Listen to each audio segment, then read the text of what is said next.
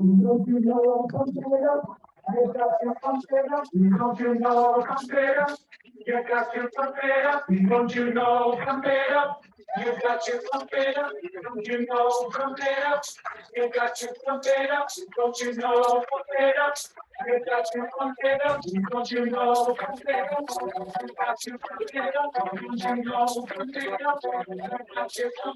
Don't you know, come straight up. You got to come straight up. Don't you know, come straight up. You got to come straight up. Don't you know, come straight up. You got to come straight up. Don't you know, come straight up. Don't you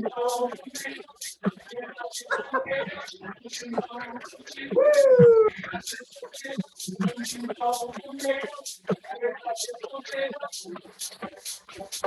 Oh my God.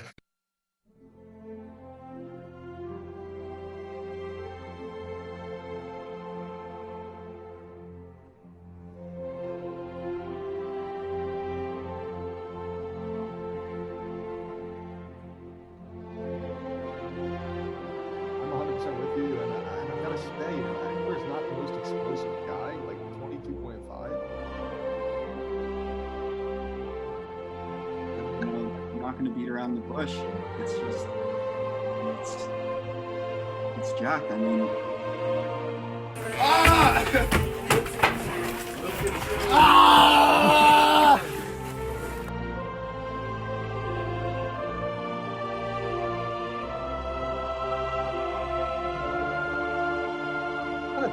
I kind of like us to win. Maybe that's cocky, but I kind of do. I don't think that's crazy to say when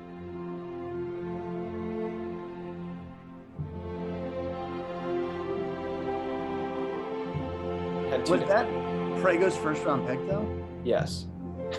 Like, dude, it just doesn't make sense at all, man. Like, I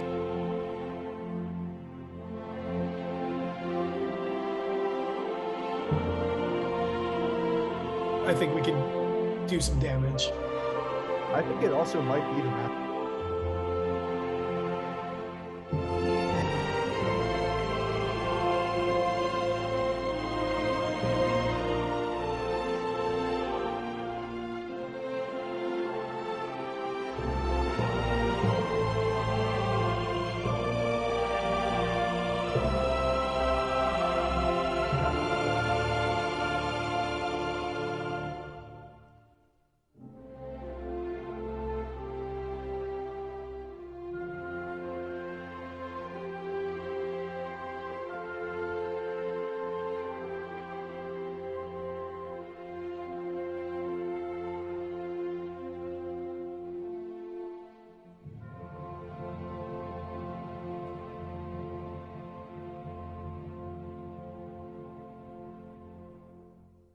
Very special episode of the pod here. The playoffs are here, baby. They are here. All season long, we've been prepping for this. We're very excited, as I'm sure you are. Crazy finish to the season. Some absolutely thrilling endings. Man, we got to. Should we just get into it, John? I mean, there's not much more to preview here. I mean, Kirk, there isn't. After the drama last night, your roller coaster of emotions, how can we not start with your game against the man down in Mississippi, the old grouch, the sheriff? And you took him down, Kirk. You took him down. it was good. I mean, it really worked out well for me here. I'm very fortunate to have gotten the win, first off, because James Conner catches. Well, let me just break down how I see this going into Monday night, right? Yeah. So because of peculiarities of the ruling and the way the things ended up, I needed to win this game to make the playoffs. But if I won this game, I was the 1 seed in the league. So for me, my options were be the best team in the league in the regular season or miss the playoffs. High stakes. And who do I call upon in my time of need? Cooper Kupp. He's been a legend for me all year long. What a reliable guy. Great player. I have James Conner, good waiver wire pickup. Great move. I have Bryson Hopkins, an absolute stud at tight end. But who is the main man? Who is the guy that you look to when the going gets rough? None other than Matthew Stafford, right? The Lion, the Detroit Lion. And guess what? I traded for this man. I didn't have a good quarterback. I went out. I got myself a good quarterback, and it paid off dividends at the end of the season. And wow, what a finish. What a finish. That's how I'm feeling right now. Very excited. Very excited. I mean, I couldn't be more proud of these guys. Bunch of island of misfit toys no one has ever seen. Very injured all year long. We go into Monday night. I need 80 points. James Conner doesn't get there. We're a point missing. Onside kick recovered. They go backwards 30 yards on penalties.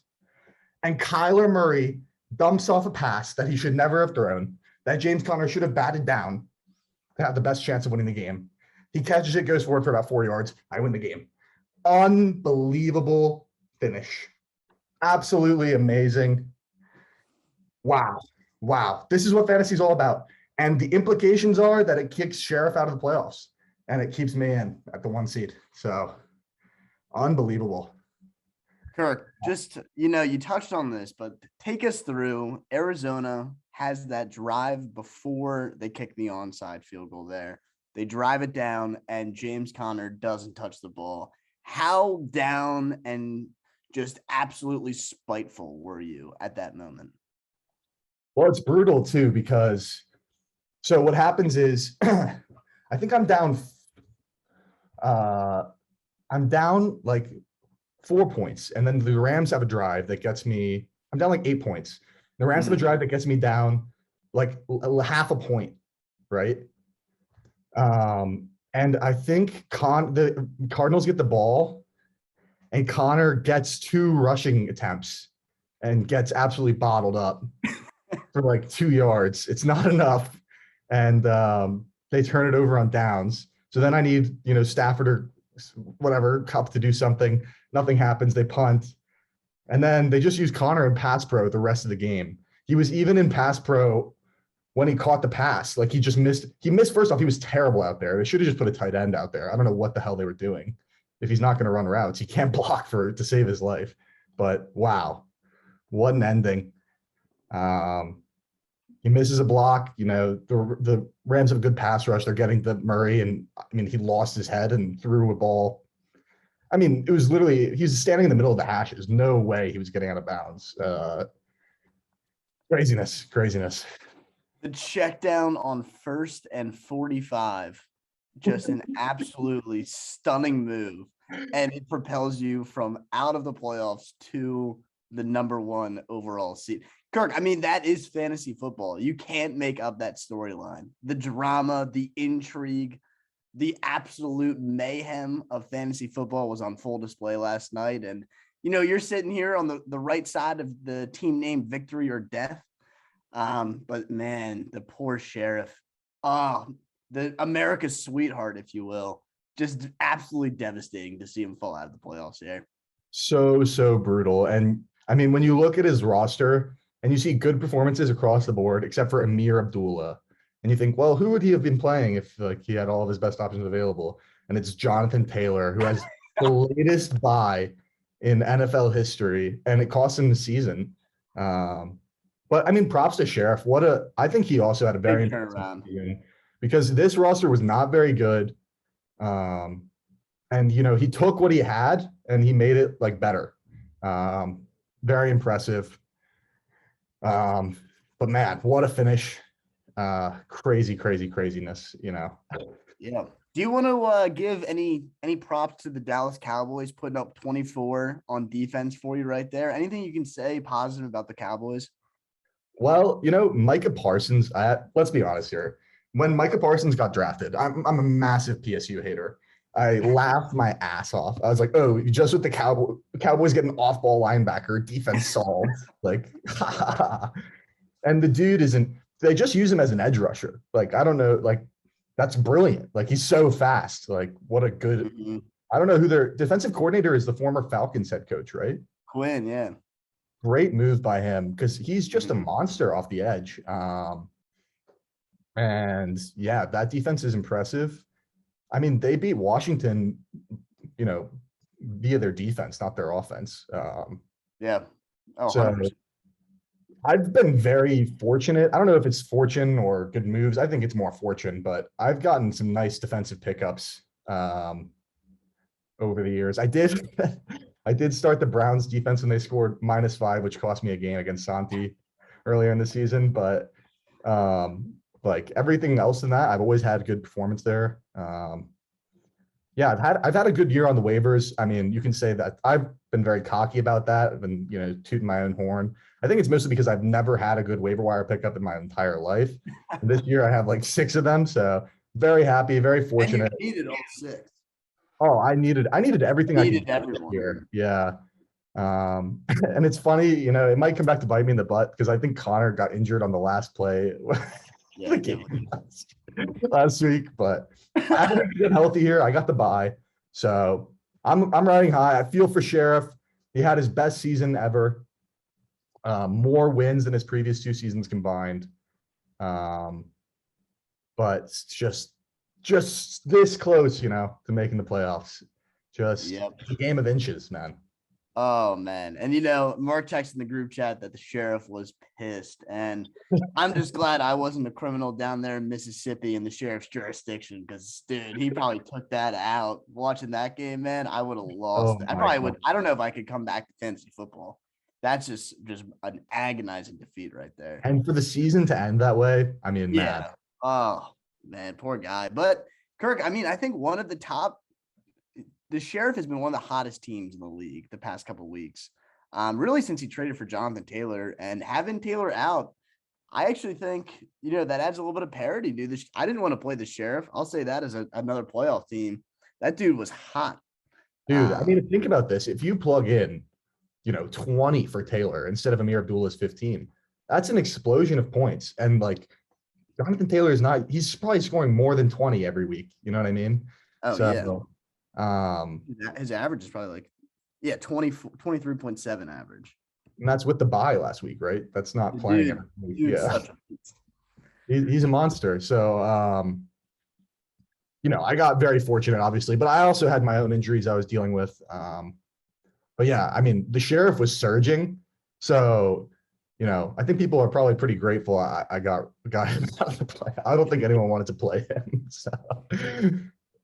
Well, Kirk, I think we've pretty much covered this matchup, and rightfully so, to put a good amount of time into it. Let's talk about one that was decided pretty quick. And when I saw Sommer versus Mark, the 2 teams on top of their respective divisions, you think, oh, this is a great matchup. This is one of the ones that's probably going to come down to the wire. Much like your game, I think I had that expectation coming in, but oh man, dude, is this the biggest spread margin of victory in the league? It must be close, if not 164. I believe it's the second because Will's score is the lowest score this year.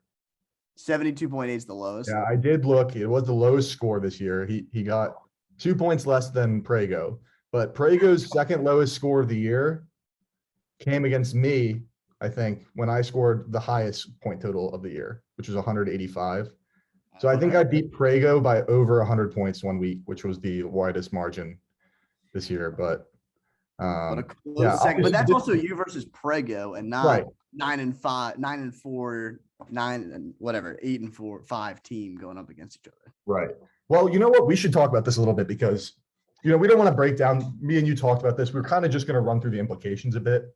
Yeah. But let's touch on Mark real quick. I mean, great win here. Locks up the 1 seed for him. He's going in with a bye. Strong performance. He probably would have won regardless of Will's performance, right? But do we need to be concerned here about a Will who he has a tendency to limp into the playoffs? And this year it cost him the bye. When he was 12 or what was he? I think he was 12-0, loses to you, then never wins again that year. So what is it about Will and falling down at the stretch here, and can he recover from this? You know, he struggled all year long, I think, kind of finding consistency from his guys. Um, and Dak, there are some concerns. I just think there are a lot of concerns on his roster. I mean, what are you doing if you're Will? Are you feeling confident? I mean, are you panicking? What's your situation? What's your Dude, you know what's interesting though? I've been on the record saying this consistently. The Washington football stack here with Terry McLaurin and Gibson, I flagged that very early on because I'm like, if they have a stinker, and they keep in mind they have Heineke throwing the ball to them. If they have a stinker, dude, I think Sommer's done. And sure enough, he gets 4.1 combined. Granted, Terry McLaurin goes out, but it wasn't until the third quarter. So it's not like he was running routes out there. He was just not getting the ball. And, Kirk, I think there is something in the psyche of this team where they have yet to win a playoff match in fantasy football. And that takes a toll, man. It's kind of like the Bills going to the Super Bowl 4 times. Can't close the deal. You make it to the dance, but you can't do the tango. Yeah, absolutely. I don't know what it is. He's got to get the monkey off his back this year. He's playing a Josh team. We're going to probably run down that matchup a little bit coming in. We're going to go into the matchups here. But yeah, I'm very concerned here about this Will squad, about sort of what the mentality is in the locker room or what the culture is over there where, they just can't seem to win the big game. They just can't seem to win the big game. And before we move on, Josh or John, I wanted to mention that, I mean, I'm incredibly impressed with Mark's ability to find breakout players in the draft, not even on the way. I mean, he's good at it on the waiver, but in the draft, man, Marquise Brown, Jamar Chase, Brandon Cooks. I mean, the guy he has his finger on the pulse a little bit. I don't know how he does it, but I'm always very impressed by that. Mark always manages to pick up some absolute gems in there, which I don't even know. I don't know if he follows as close as some other people in the league, but you're right. I mean, he has just this uncanny ability to find value late in the draft when you and I are drafting people who are going to end up on the waiver wire. Probably. Yeah, I mean, I was running through my draft the other day because I had a good season. I was like, I must have had a good draft. So many guys in my draft just completely washed out, which is why I had so many waiver wire guys. But it just seems like Mark doesn't really have that problem. I mean, Jamar Chase, probably offensive rookie of the year this year. It's by AFC, NFC, so I think he'll definitely win the AFC one, right? I don't know who else would get it, but MJ10. Yeah, Mac Jones. Yeah, I guess. Real quick on Mark's team too. So I think 2 things are at work here. One, he got healthy at the right time. George Kittle comes back. Dalvin Cook gets healthy. And I think George Kittle right now is one of the hottest fantasy football players. He is checked in back-to-back unbelievable performances. And he's at, I mean, that's crazy. He's the 3rd overall tight end, and he didn't play from week 5 to week 8. Dude, he is an absolute dude. Oh my gosh. And then 34 points in the back-to-back, 34 plus points in back-to-back games. Dude, and we talk about how sometimes fantasy doesn't overlap, and we point to Mark's team and we do that. Dude, George Kittle is, I think you can say like, oh, maybe him or Kelsey in fantasy. He's so much better than Kelsey in real football, dude. Like what he can do, he's so versatile. And man, he's just a monster. Yeah, he's just so good at everything. But yeah, great move getting him. I mean, I don't know if I had the option between him or Waller, but I would have gone with Waller, which, I mean, obviously a huge mistake. But yeah, impressive year from Mark. Should we move on to just quickly touch on some of the other matchups here? I mean, we can jump. Look at mine. Not much here. I was playing Prego. I mean, his team, not surprising when you start 2 Jacksonville Jaguars down there with Urban Meyer, Mr. One and Done, Mr. He's running some bump and grind plays in practice and not paying off. But yeah, I mean, I think my team, a solid week. Again, where is my running back production? Zeke Elliott, we did the gotta eat. I don't know if the dude's been eating too much. I'm not trying to insinuate anything, but I mean, he looks bad. He has been bad the last couple of weeks. Not even in fantasy, in actual football, he looks slow. So, I mean, I don't know, Kirk. I'm I'm feeling okay looking up against my matchup against Dev, but we can get into that with the playoff preview. I think my storyline here is I've had a bit of a bumpy road at times. I looked like, a dominant dynasty kind of team. And then other times I'm like, I probably going to miss the playoffs. So, happy to be here, but the job's not done. One thing I wanted to touch on too, real quick, was that we talked about how playing Prego was really nice for you at the end of the year, and it almost was huge because if I lost, assuming we both lost, right, then I probably would have been in over you on points for or whatever. There could have been a situation where you missed, and it almost looked like your kind of easy win over Prego. I mean, not that you had a bad week, but it almost looked like it was a huge win. Obviously, kind of nothing really comes of it because I do win my matchup, kind of becomes moot. I mean, it affects the seeding and stuff, but just something I thought I'd touch on because it could have been pretty important, but ends up not really mattering. So yeah, it's definitely true. Beating Jack last week was, I think, huge for me because then I had like the assurance that I'm pretty much getting in. But you're right. I mean, playing a Prego and then Martelli back-to-back weeks is, just getting blessed by the fantasy guys. And not playing this week's Martelli. Oh yeah, I did not want to do that, but all right, well, we can jump over to that matchup now that you bring it up. Dev 165, Martelli going down, kicking and screaming. Yeah, the death rattle of Jack Martelli here. He kind of got healthy this week. I was surprised he didn't play Hopkins. I don't know if it even hurt him that much, but I think he had a good week. Hunter Renfrow has been a gem for him at the end of the year here. It hasn't really meant anything, but good pickup. Kamara's back. Ultimately, not much to say about Jack's team. He had a nice little performance here. Could have really made a mark on the playoff landscape, but going into that Sunday night game, Dev kind of called his shot because, we don't need to worry about it because Devontae Adams is going to score 40. Not quite 40, 34, but, I mean, he ended it. So, yeah, there wasn't really much else to talk about. I think Van Jefferson also caught a touchdown pass, so there was not really a shot. But, yeah, so Dev, there were a bunch of implications with this game. We could talk about them, but I don't think, we really need to go into it because Dev won. If he had lost, I remember breaking down the scenario like 3 or 4 weeks ago on the pod where I said, Dev could keep Josh out if he was in the 6th spot. At one point this week, that was the most likely outcome based on ESPN projections. Yeah, it was, because I was looking like I was going to lose, and then Dev was going to lose, but it doesn't come to fruition. But yeah, very interesting game. This win actually made my game way more stressful, obviously, because if Devin loses, then I'm in. But yeah, not really much else. Because Dev doesn't get anything for this win really either. But good win. Yeah, it's a good win. Obviously, good week. Anytime you put up 165. I will say Travis Kelce, like that Chiefs offense, I don't know what's going on, but I think even Tyreek Hill has been down. So, fingers crossed that they realize, Clyde Edwards-Helaire, maybe he is the answer. Maybe he's better than Mahomes. And, we shouldn't throw to Travis Kelce. That's kind of, that's my path to victory next week. But I mean, Jack, you tried 3-11. I mean, your team is ass. I'm glad to see you out of the playoffs, and no need to throw any more digs, but I think it was you kind of get what you sow. You reap what you sow. We were talking about this team getting in on points for, which I mean, that was going to happen. This just wasn't the team we thought it was at the beginning of the year. And I mean, they weren't the worst thing ever in fantasy football, but just not very good. Yep. Agree to agree.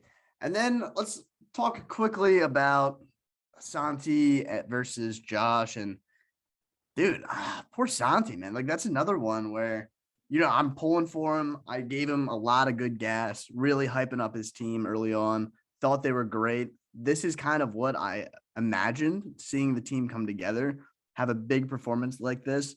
But Kirk was too little too late. I mean, he got ravaged by injuries and then unfortunately couldn't quite close the gap. Although feel for him because, you beat the person who then jumps you in the playoffs. You win your game. You have a better record and you beat the person who's going to, they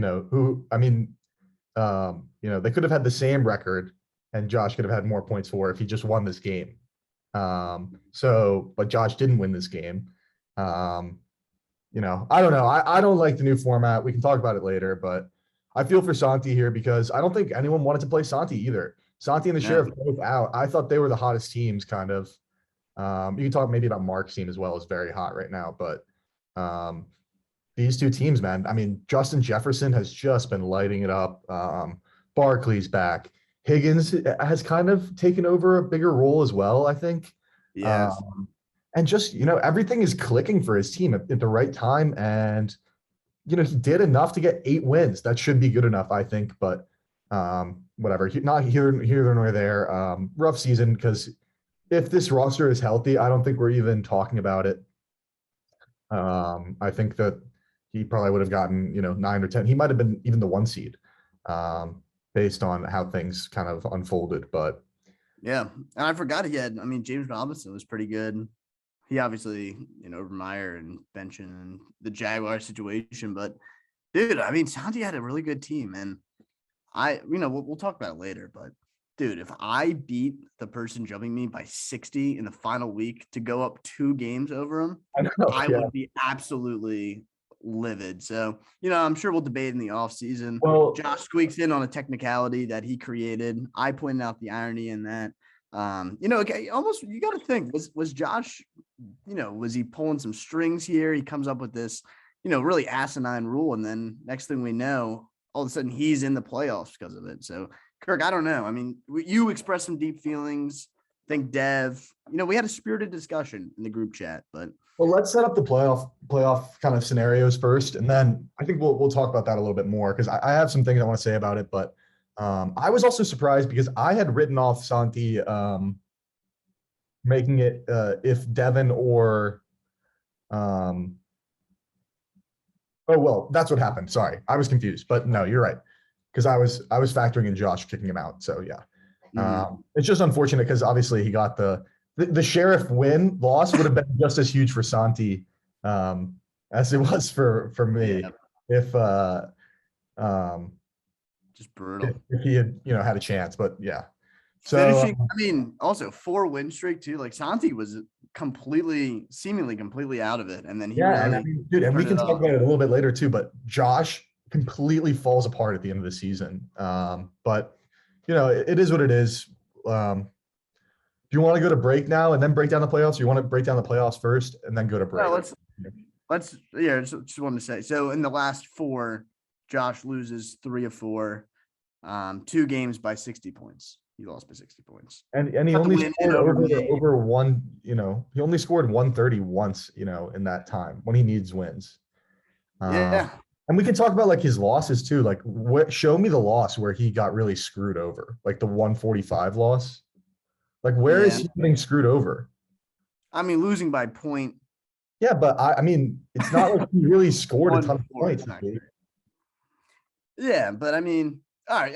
We can debate it, but we're having a conversation now, though, Kirk. If you have we just get into it? Should we just talk about it? Because let's get into it, and then we'll table the discussion on that, and then we can talk about. We'll get a break, and then we'll bring it back. Okay. Can you pull up total points for here, John?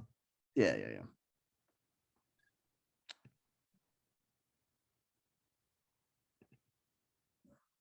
So, let's see. Where's Josh here? He's got 1,856, right? He's in over the Sheriff and Santi, right?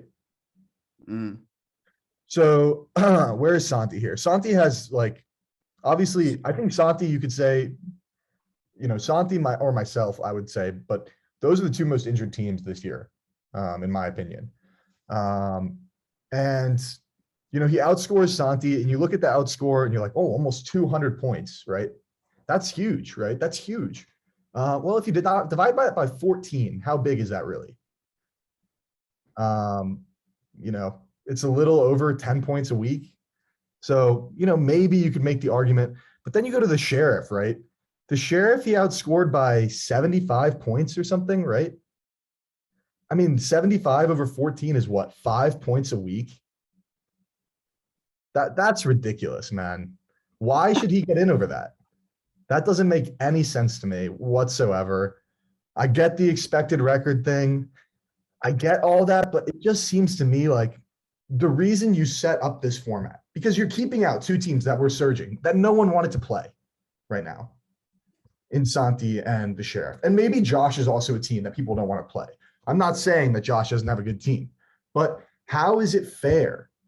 Like, why is this more fair? You have an established rule set. Why would you not play by this rule set? I don't understand it. Otherwise, we should just do, whoever scores the most points. I mean, I don't really understand it. That's where I am on it. I don't get it. If you don't have an injured player, like one injured player is worth 5 points a week. I mean, you can't convince me that's not true, or even 10 points a week. I just don't see how this really makes any sense. He lost 2 more games than Santi. He loses to Santi in the final week. He lost 3 of his last 4. He was completely in control of his own destiny. 4 weeks ago, he was completely in control of his own destiny.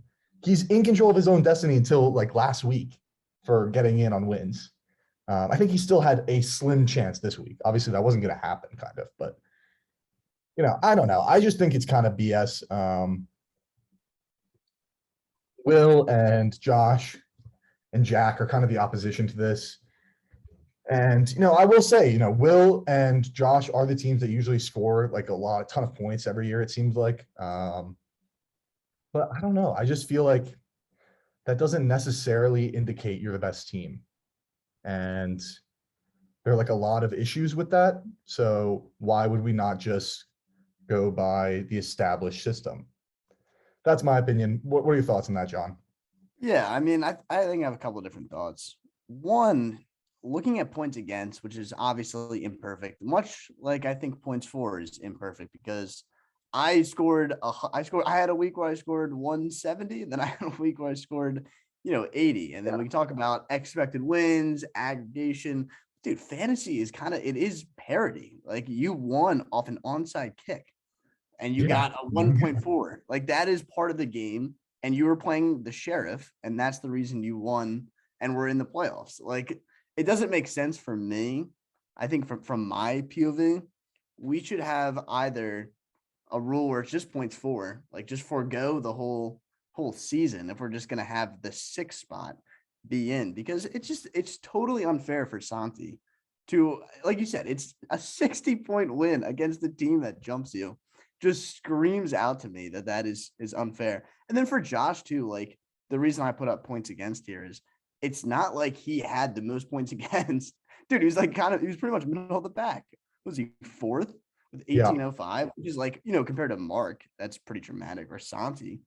But dude, I mean, you got to play who's on your schedule. And I don't think we should just create a rule just because you popped off, you had a lot of points. You got to beat whoever's in front of you, dude. If we're trying to model football, which people say, all right, it's distinct, whatever, you have no control of points against. That's part of the fun of it, though, dude. If I put up 170 and Jack Martelli puts up 165, I feel great, dude. That's like 8 times better than like, oh, Jack got 165, so he's going to, he had a couple good weeks before, so he's jumping me in points for. I will say, as an alternative, the NBA has these play-in games for the final 2 seeds. I would love something like that. If we could manipulate the schedule for the final week and make it, the 2, like if there's a borderline 6, 7, obviously the logistics would have to be worked out. I think that would be more fair of like a play-in type game. And maybe you could have the most points for in that scenario. But I am uncomfortable with the proposition that a 6-8 team jumps an 8-6 team based on points. Everyone has to be a little. It's not even like, because of the way Josh was set up, because of Devin's injury, because of a lot of things that happened. Like 4 weeks ago, we were saying Josh is safe on points for, and like so the last 4 weeks of his season didn't matter at all. He doesn't do well in those 4 weeks. Like wins wise, he doesn't really do well points wise. I don't think he had 1 week of 130 plus, and it doesn't matter. So 4 weeks of his season, we could have thrown it out the window and not cared about his team for 4. I mean, why is that fun? Like, what's the point of that? I don't understand that. I think it's so counterintuitive to like football. And I know this isn't football, it's fantasy football, but like, you know, it's such a self-contained thing. Like upsets in football are so dramatic, and I don't know. I just think like it's completely counterintuitive. And the point of like, well, we put money on this, so it makes it more fair, is like, I would question that based on what I said earlier about how I don't think Josh just got super unlucky every week. You know, like in all of his losses, it wasn't like he was like, oh, having a great game and then lost. Like if you score 120, even if everyone else in the league scored like 118 that week, and your opponent scores 126, like, do you really deserve, like, how is your performance that impressive that, oh, you outscored most people by 7 points that week and you deserve to, oh, you happen to play someone who scored 122? I just think that's ridiculous. I think it's it's like, it's not competitive. It's not, I don't know. I really don't like that. But I don't know. It is what it is this year. I don't think we're going to change it this year, but I think we need to have a serious conversation about it in the offseason. This is definitely, you know, we're kind of previewing discussions that will happen during the offseason. 2 more kind of points to wrap it up. One, from an entertainment perspective, from the commish dish, this rule is killing us, man. What we could have some epic storylines. You know, Josh folding, Santi surging. There's some tension. There's some drama. You know, we have a flair for the dramatic here on the commish dish, and a rule like that, you know, it kills some of the parity in the league. So setting that aside, though, Josh is also the one I wanted to have. You know, if you come in last based on the standings, you should get a higher draft pick, or you should get more, was like kind of like an NBA draft lottery. Like you should get more. Then Josh, the one who tells me, nah, there's no skill to it, or whatever he's arguing, because I think he argues there is no skill because otherwise there is skill and you should accommodate different skill levels by making that more fair. So that argument though about, you know, there isn't actually a skill gap, either one of them's incorrect with this points for league, because either you're saying, you know, I'm very good and I can get a lot of points for, or you're saying, oh no, you know, there is parity, like it doesn't really matter where you end up in the standings, doesn't matter. No, dude, it's one or the other. Like you either are good and can navigate wins, or, you know, you suck and Prego gets the first overall pick. Like it should be one of the two. I just hate that we have an exception for it.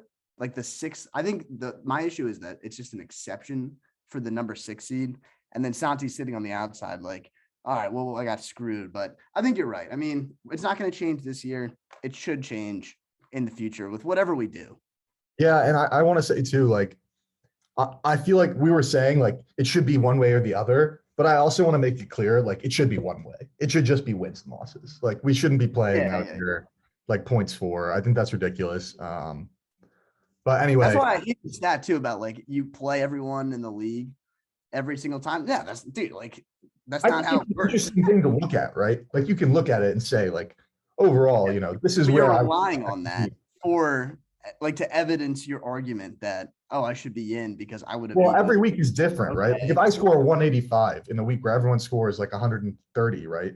And I get 1, and someone scores 142 in a week where everyone scores 130, and they get 1, you know, it's not the same.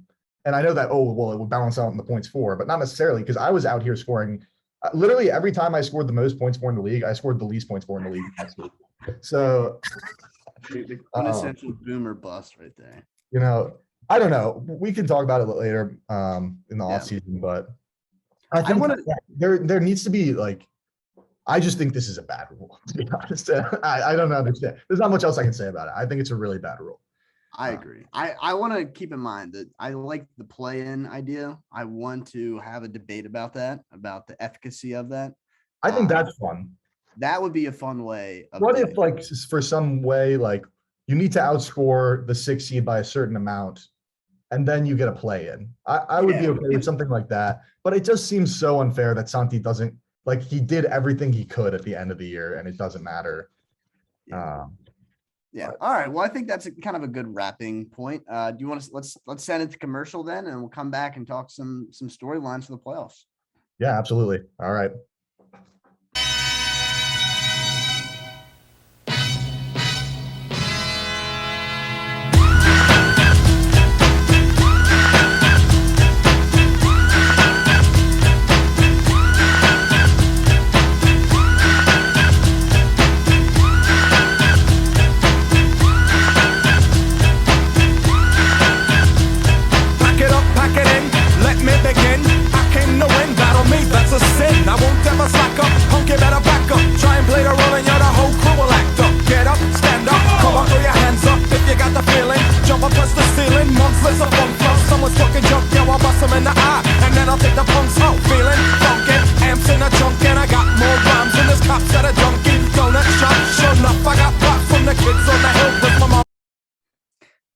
Welcome back, ladies and gentlemen, commish dish listeners.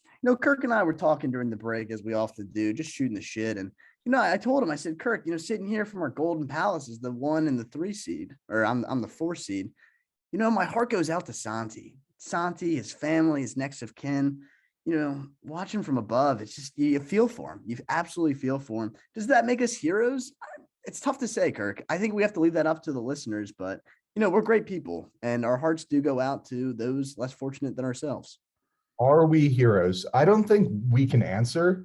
I think if you polled, if you did a survey, and you polled maybe 100 people and you said, are John and Kirk heroes? The answers would probably overwhelmingly be yes, right? Yes. But, that's just how empathetic we are. That's just how we're wired, kind of. We're built different, so yeah, that's just kind of how we are. We're very compassionate, and yeah, we're looking out for the little guy. So even though obviously we're kind of the blue bloods in the league, but we're still looking out for the little guy. Sorry, we had some technical difficulties there, guys, but I don't know where we were. I think we were talking about how we're the champions of the little people despite being the best teams in the league and stuff like that, but stuff along those lines. But Kirk, why don't we hop into these playoff storylines and let's just have a conversation here. I'm thinking right now we got number 6. Do you want to share your screen, John, before we get into it? Sure. And we're gonna start. I think the listeners should know where we're going right here with our first matchup.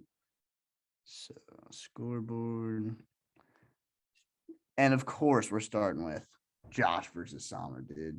And I mean, can they both lose? Is that technically possible, Kirk? Can both of these teams lose and no one advances? Well, here's the thing, right? You're in a tough position right now. If you're not one of these guys, right? Because you obviously want these teams to lose.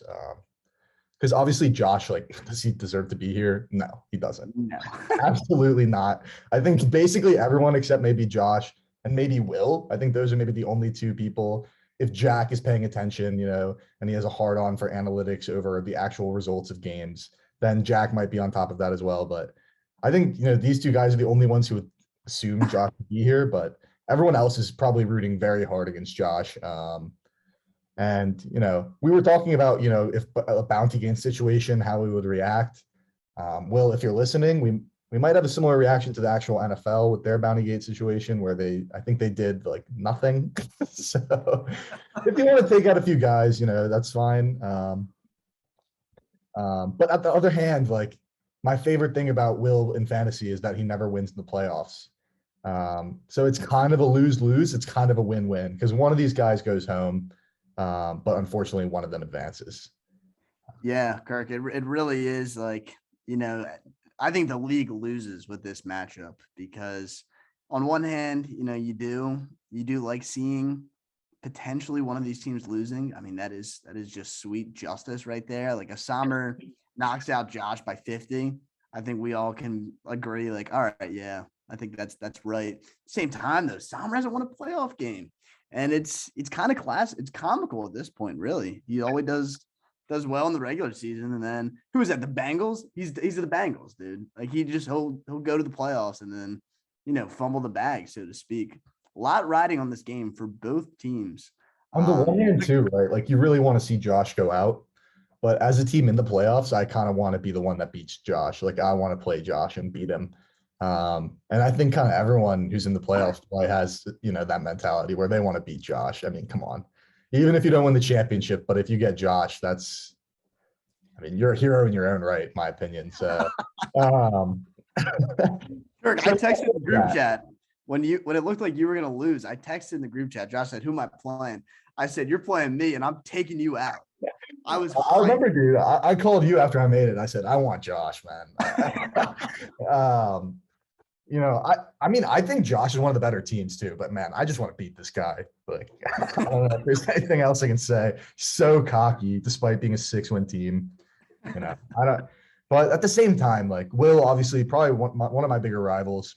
I think me and Sheriff now, it was kind of a joke rivalry because we had one of the worst games ever in the league. But now I think you got to talk about me and Sheriff as kind of a legit rivalry in this league. And but yeah, Will's one of my rivals, and I obviously like to see him lose. I think, to be honest with you, though, I am pulling for Will here. Although, again, I look at his roster right now, it looks like garbage. So I think he's probably going to lose. Anything else you want to talk about on this one? No, I mean he's starting Jalen Waddle and Mike Dickey, like dude, and good night Moon. Elijah Mitchell, Eckler both got injured, sat out part of the Is game. Mitchell even good? Like, I just Dude, Mitchell's been having a weird. He's just been having a weird year. seems like He's been Debo Samuel was their banged running up. back. Debo Samuel might be, which is Debo Samuel on the other side of this matchup. So I mean, it should be interesting. Lamar also might not play.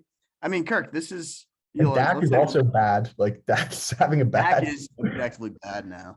So Yeah. Kirk, I mean, that we could be looking at a hilarious low-scoring matchup between these two. We could be seeing a playoff. We could be seeing a playoff toilet bowl right here. And I think that would be awesome as well. If these guys both had a shitter game, I'd love to see that as well. I think that's the best situation is both these guys get, have a laughable performance and then get crushed in the next round. You want to switch it over to someone else? Yeah, I mean, I wasn't sure who else is in the playoffs, but I found the Pollard Express myself. Also, you notice my name is on there twice. Yeah, why is John Reed? I think it's been there since like year one. Nice. It's a name so nice, you got to read it twice, my friend.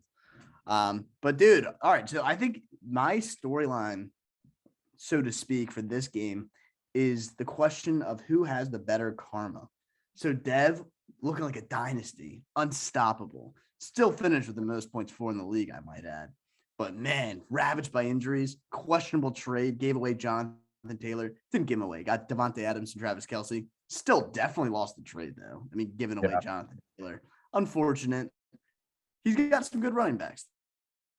Najee Harris, Javonte Williams, losing AJ Brown, brutal. And then I don't know, Michael Carter was still pretty good, so that's a big loss. But dude, my team, man, what a year! What a year! After being just the garbage, the punching bag of the league for the last two. Oh no, all right, can you hear me, Kirk? Yeah, you're a little delayed, but I got you still. Okay. I think Yeah. give it a sec Punching here. bag of the league. Give it 1 sec here to like catch up or whatever. Okay, I think, dude, maybe we should end it and come back is what I'm thinking. Yeah. Okay, Which the listeners have to know about how I feel about my team, of course. So Kirk, just to recap, I don't know if we're gonna have to edit all of it. Let me just say real quick, we had some technical difficulties there, guys, because I don't know exactly where I'm cutting or whatever, but we're back now. I think we're going to be clear for the rest of the show here. We'll see. But yeah, go ahead, John. We will push through and persevere, much like my team after starting 6-0, dealt with some adversity, and then came out on top with a 9-5, by far my best season in the league. So, Kirk, I wanted to, just reinforce my earlier statement I made in the group chat that got lost in all the minutia of the events that transpired yesterday. If I win, I will split my earnings, my winnings, 50%, right down the half, and winner of the consolation bracket will get the other half, assuming I win. Now, again, I will take that pledge as well as the commissioner. You're taking the pledges. Yeah, Dude, I'll do that as well if I win. Yeah. Much respect, because I have been saying it. People think I like joke when I gas the consolation bracket. Dude, I mean, it's something to play for. And as someone who is privileged enough, it's an honor, and I have a responsibility to the league as a playoff team to look out for those who didn't make it, because I've been there, man, and it sucks. It's the worst. So, should the sheriff be rooting for me? Should I maybe expect a call from the sheriff saying, thank you, John. Thank you for looking out for me. Maybe. I wouldn't be upset if the sheriff called me. And Jack Martelli too, dude. I mean, the kid's so cocky. Every time I talk to him, it's like unbelievable. But yeah, I want to just throw those good vibes out there, taking the pledge of splitting my winnings with the consolation bracket winners. So best of luck to the people down there in the gridiron. But Kirk, I mean, Dev versus myself, two great guys, great teams, and storied legacies. One a little better than the other. I can't really judge, but should be a great game. God damn. Wait, what's going on? Sorry. Can you see my screen? Yeah. Okay. And we were on your game, right? Yeah, we were previewing. If you just scroll up, you can just switch it to To what? Oh, you want scoreboard? scoreboard for next week. It's on that. It's on next week. Mine's showing me versus Santi. What? Oh, I'm on the wrong tab, I think. There Yeah. we Okay, go. I I was was like, like- what do you mean we're on that league? I have 2 ESPN tabs open now, I guess. So. All right. Talking about. I was like, what do you? I was like, isn't this the? I don't understand. All right. Okay. Well, Kirk, I mean, we'll probably have to edit, but Yeah. So more technical difficulties, guys. Sorry. So John was talking about his team. He was saying he's had a storybook ending or kind of season, and he's excited because it was his best season yet. He's going to be giving half his winnings to the sheriff and. Oh, sorry. I mean the winner of the consolation. winner of the consolation, probably the sheriff. I was writing the sheriff in because I said that during the break there, but yeah, I think this will be an exciting game. I think Dev has Dev has a big monkey on his back because he's never won the championship and he's had one of the better teams every year. So I think for him, he has pressure to do that, to perform at the end here. And you've kind of got this sort of scrappy, hungry. I haven't had anything, and I don't know when I'll be here again. I got to take advantage of it. Thanks for the vote of confidence. No, but I'm not saying that as a negative thing. I'm just saying, it's sports and life is variable. You got to capitalize on your opportunities. You know what I mean? No, that is very true. Ask the And Detroit Lions, man. Or the Cincinnati Bengals. I don't think the Cincinnati Bengals have been in the playoffs or something or you know what they've been? Who has the longest playoff drought? I think it's the Browns. No, Browns made it last year. yeah, Whatever. Whoever it is, you're in the playoffs one year, you lose a tight wild card game, you never go back again for 20 years or something. It could happen. But Kirk, with what you're saying though, I mean, wearing my my Eagles wear, hungry dogs run faster. hungry dogs run faster. That's right, man. How about, the revenge tour, things like that? You got to have the mentality to win. And I think both you and Dev are really hungry for wins this year. Are we going to break down? I don't think we need to break down the consolation bracket, right? Or do you? No. Yeah. I mean, as much as I respect them and gonna give my earnings, half of them to them. Yeah, So no, those- consolation bracket's that's not prime time. So those That's are the non-New Year's Day bowl games, essentially. Yeah. So do we want to get into a little bit about, your predictions for this game? I'm thinking, I love your team. I think I'm a little wary of this Devontae Adams, Kelsey, Najee Harris, Tom Brady, Javonte Williams. His team is very good. I think he might be the best team in the playoffs. It's very close this year. I think you could win. You absolutely could win. But, I'm going to lean Dev a little bit if we're predicting here. And I think I leaned Josh in the other game, right? So those are my 2 picks this week. What are your thoughts, John? Yeah, I'm gonna pick Sommer in the other league, or the other matchup, sorry.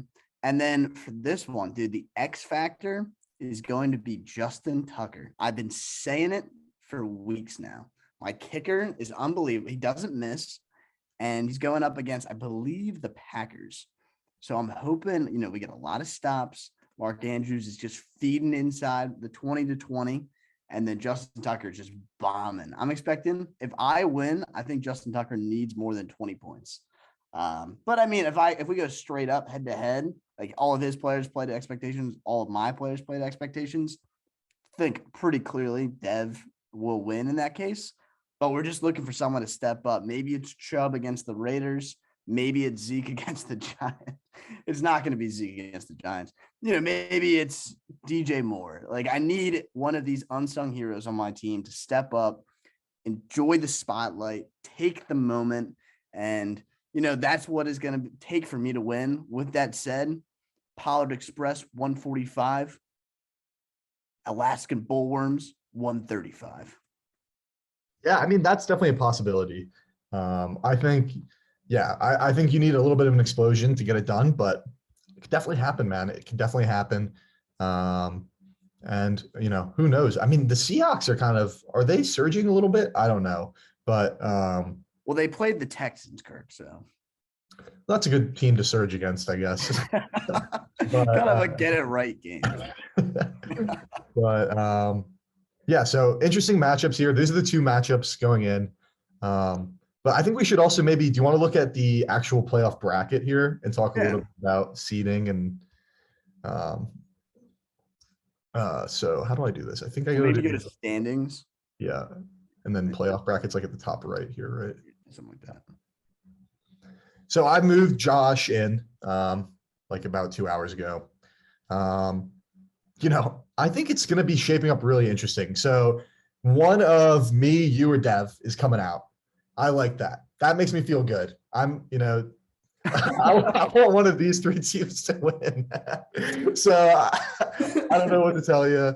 I really hope Marks comes out of the other side, but it's going to be an interesting playoff bracket. You kind of have to think like this is, these are the heavies. These are the bad guys. These are the teams you love to hate. The hate bowl kind of going on here. And then, me and Mark get buys. One thing I thought was also a little interesting I wanted to maybe touch on a bit was my home record this year. It's 6-1. Dev's home record 6-1. So that home field is playing in big. Will is also 6-1. He gets the home field. That's big. And you got it big because you're playing Dev away. Dev's 2-5 on the road. So you've got that going for you. One thing that hurts Mark is he almost wishes he was a lower seed. 5-2 on the road this year. So interesting stuff going on there. We'll see how it plays out, but I'd be a little worried about coming into the den in Ann Arbor here. Sorry, having some audio issues again. It's driving me nuts, but do you want to stop sharing screen now and maybe Yeah. wrap it up? Yeah. Sorry, we tried our best there. We're having. I was just gonna say about the. Go ahead. Sorry, no, it's impossible to try to have a conversation with a lag, but I was gonna say the Cardinals in the actual NFL, the Cardinals are 7-0 on the road, and I think they have 3 losses. All 3 of their losses are at home. Yeah. So what you're talking about, Mark, like there's something to it. There's definitely something to it about Road Warriors. Road Warriors, dude. Maybe it's the pressure of playing at home, but down in Philadelphia, Dev's all the way in DC or North Carolina. He's got to come north, dude. Cold, wintry night in Philadelphia on Sunday. So, gotta cross the fingers. But I'm glad I have home field advantage. I'll say that. Well, I'm just telling you right now, the Big House has been electric this year. When people have come up here to play me, it hasn't gone well. 6-1, obviously. For Road Warriors, I think what that is, is there's stealing the momentum from a building is kind of a momentum of its own, and I think people can kind of feed off that a little bit. So who knows? It's always. I think you usually like to have the home field because if things start getting out of hand on the road, it can be tough to come back, but it should be interesting. It should be interesting. Good teams find ways to win, wild card teams win the Super Bowl sometimes. Buccaneers did it, although they played the Super Bowl at home. And the Giants beat the Pats. Yeah. Sorry. Just so laggy right now, man. Do you want to maybe try switching to FaceTime or something just for the conclusion here or something so we can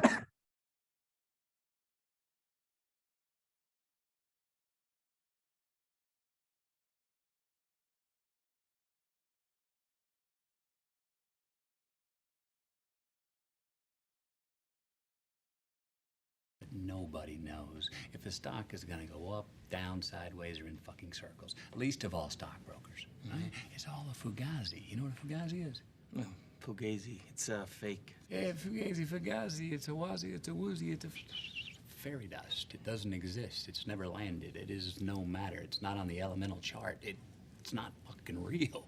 Right. All right? Revolutions. You follow? Revolutions. Keep the clients on the Ferris wheel. And it goes. The park is open 24/7, 365.